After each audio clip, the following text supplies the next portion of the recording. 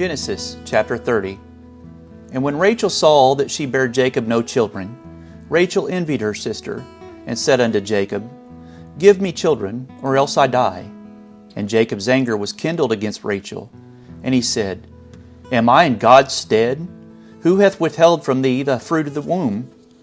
And she said, Behold, my maid Bilhah, go in unto her, and she shall bear upon my knees, that I may also have children by her.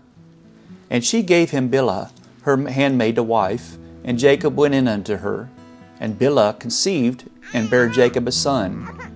And Rachel said, God hath judged me, and hath also heard my voice, and hath given me a son. Therefore called she his name Dan. And Bilhah, Rachel's maid, conceived again, and bare Jacob a second son. And Rachel said, With great wrestlings have I wrestled with my sister, and I have prevailed. And she called his name Naphtali. And Leah saw that she had left bearing. She took Zilpah, her maid, and gave her Jacob to wife.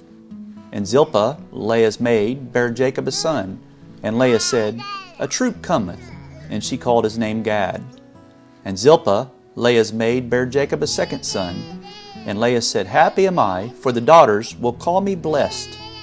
And she called his name Asher. And Reuben went in the days of wheat harvest, and found mandrakes in the field, and brought them unto his mother Leah. Then Rachel said to Leah, Give me, I pray thee, of thy son's mandrakes. And she said unto her, Is it a small matter that thou hast taken my husband? And wouldest thou take away my son's mandrakes also?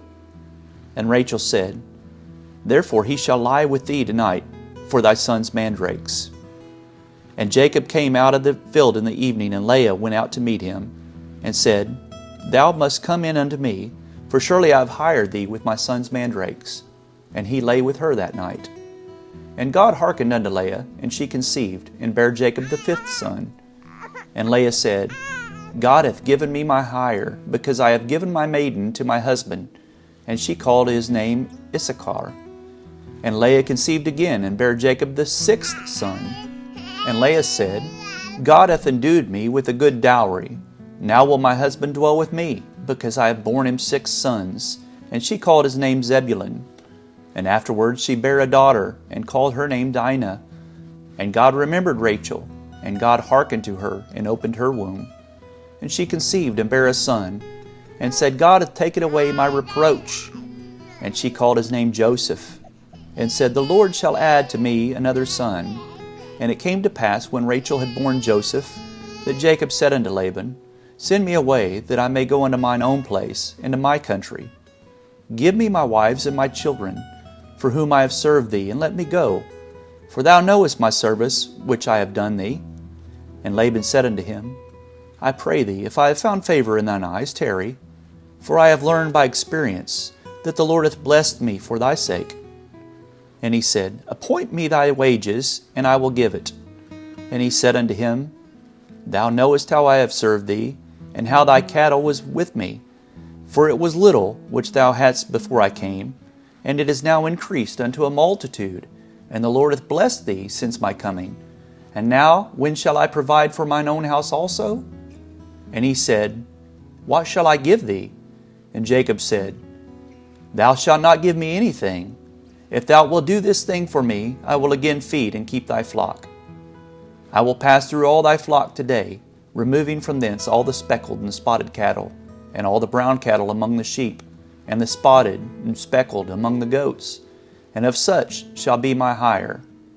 So shall my righteousness answer for me in time to come, when it shall come for my hire before thy face. Every one that is not speckled and spotted among the goats, and brown among the sheep, that shall be counted stolen with me.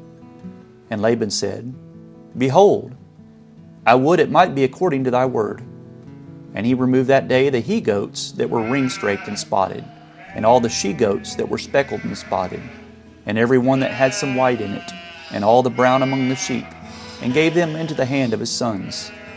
And he set 3 days' journey betwixt himself and Jacob, and Jacob fed the rest of Laban's flocks. And Jacob took him rods of green poplar, and of the hazel and chestnut tree, and peeled white strakes in them, and made the white appear which was in the rods. And he set the rods which he had pilled before the flocks in the gutters in the watering troughs when the flocks came to drink, that they should conceive when they came to drink.